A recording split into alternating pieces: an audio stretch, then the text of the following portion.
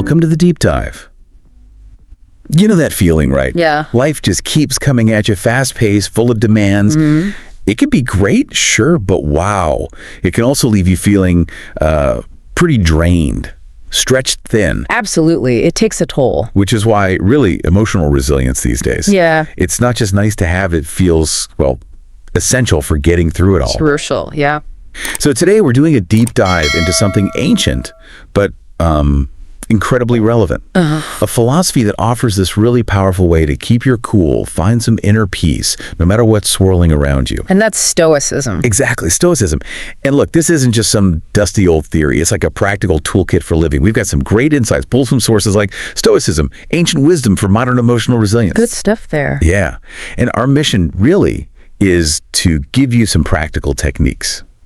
Think of this deep dive as maybe a shortcut to understanding how these timeless ideas can seriously boost your emotional resilience, your well-being, help you stay undisturbed, you know? Acting from a place of calm, not reaction. Right. Okay, let's get into it. It's fascinating, isn't it? How a philosophy from ancient Greece popping up way back in the early 3rd century BC still speaks to us so directly. It really is. And the core idea, which still feels kind of radical, is about finding inner peace by aligning your life. Well, not with whatever happens externally, but with reason, with the universe's natural flow. Harmony with nature, they called it. That's the term, yeah.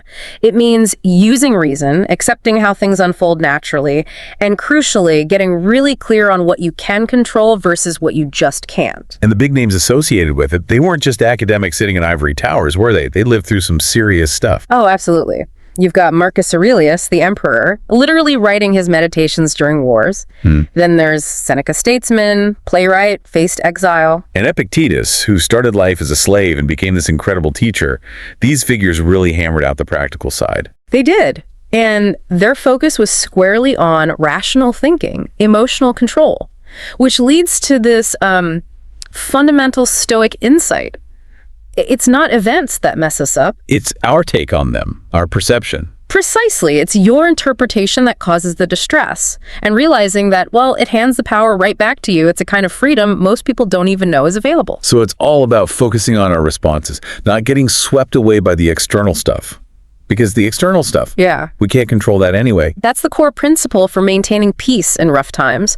Focus where your power actually lies in your response. Okay, so if our perceptions are the issue, then just recognizing that gives us the power to reframe things. Right. To turn negative thoughts into, well, maybe not positive, but more constructive perspectives. Exactly. And it's not about just slapping on a happy face. It's about questioning that first knee-jerk reaction. Is it really the only way to see this? Is it the truest way? Like the source mentioned, seeing a setback, not as, oh no, I failed, but as, okay, what can I learn here? How can I grow? Yeah. That's a conscious choice. It is. Or the example of losing a job.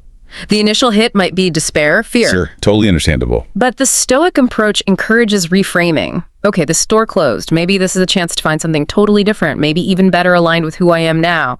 That cultivates resilience, optimism even. It completely shifts the emotional landscape, doesn't it? Massively, choosing that internal narrative. It changes everything. Think how much energy we burn just reacting without even questioning if our reaction is based on a solid perception. So how do we make this real? Yeah. How do we actually do Stoicism day to day? You mentioned practical pillars. Right. 2 big ones really stand out for everyday Stoic living. Mindfulness and detachment. Mindfulness first. Being fully present, aware of thoughts, feelings, what's around you, Yeah.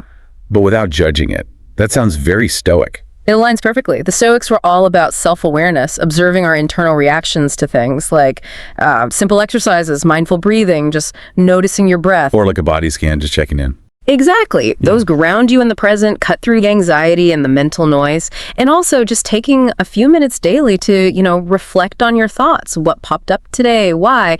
It builds that self-awareness muscle. Okay, that makes sense. And then detachment.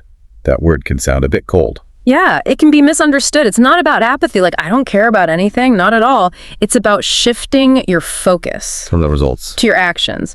Focus your energy on what you can control, your effort, your intentions, your attitude, and then, crucially, letting go of the anxiety about the outcome. Because outcomes often depend on things way outside your control. It's freedom, not giving up. That's it, exactly. It's about liberation. The philosophy teaches put your energy into your thoughts, your intentions, your efforts, except that the results, well, they might not be up to you. It really makes you ask, how much mental bandwidth am I wasting on stuff I literally cannot influence? Oof, that question hits home. Yeah. So how do you practice that? Detachment, I mean. Well, one way is setting clear intentions for what you're going to do without getting rigidly fixated on the specific result you want. A focus on the process, not just the prize. Right. And the source suggests things like journaling about your efforts or reflecting on why you're doing something, your motivation.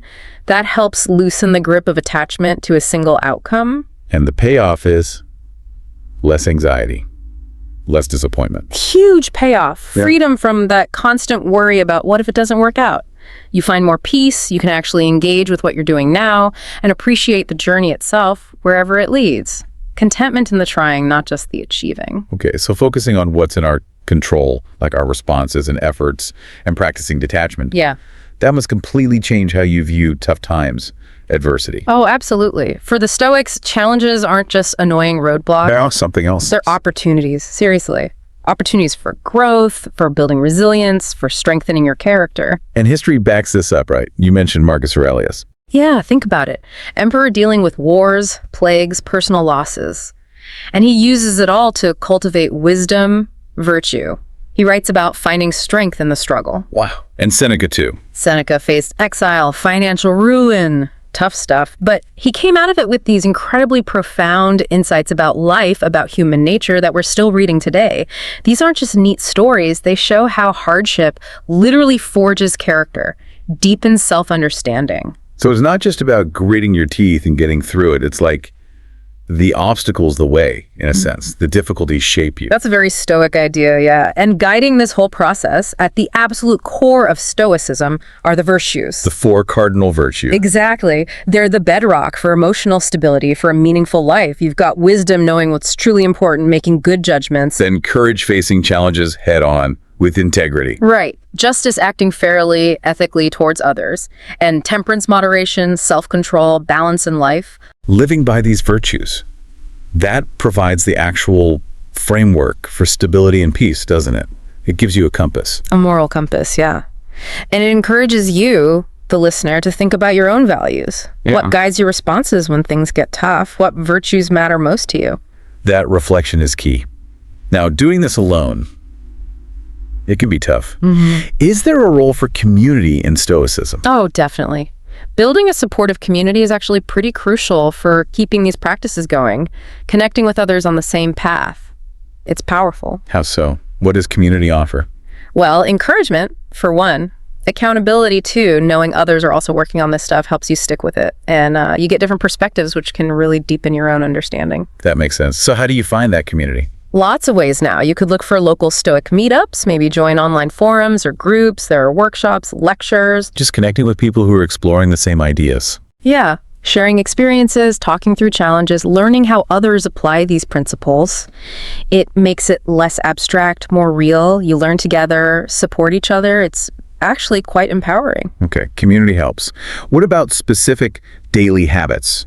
Things you can do to integrate Stoicism? Absolutely. Daily practices are key. Journaling is a big one. Like Marcus Aurelius did. Exactly. Just reflecting on your thoughts, your emotions, what happened, how you responded, it brings so much clarity. You could try starting or ending your day just writing down, learnings, challenges, reactions. You become your own observer, your own philosopher. That sounds really useful. What else? Well, simple things like daily affirmations or even just reading a quote from one of the Stoics, Marcus, Epictetus, Seneca. It serves as a quick reminder of your values, your intentions for the day. Keeps things front of mind. Like a mental anchor. Precisely. And finally, carving out a little time for contemplation or self-assessment. Maybe it's meditation, maybe just 5 minutes of quiet reflection. Checking in with yourself. Yeah. Evaluating your actions, do they align with your principles today? Where could you maybe adjust things tomorrow? It's about that continuous growth, building that resilience muscle day by day. Okay, so wrapping this up, we've covered a lot of areas the huge power of changing your perception, the importance of living by virtues like wisdom and courage, seeing adversity not as a disaster, but an opportunity. And those practical tools like mindfulness, detachment, journaling, finding community, things you can actually start doing. And remember, really embracing Stoicism isn't just about knowing the concepts, it's about the doing. It's weaving these ideas into your daily life to build a more, I guess, balanced and fulfilling way of being. It's an active practice. It really is. Yeah. So thinking about all this, what does it mean for you right now, today? That's the real question. How can you, right now, intentionally choose your response to whatever comes your way, knowing that your perception, your interpretation, that's ultimately where your emotional stability comes from?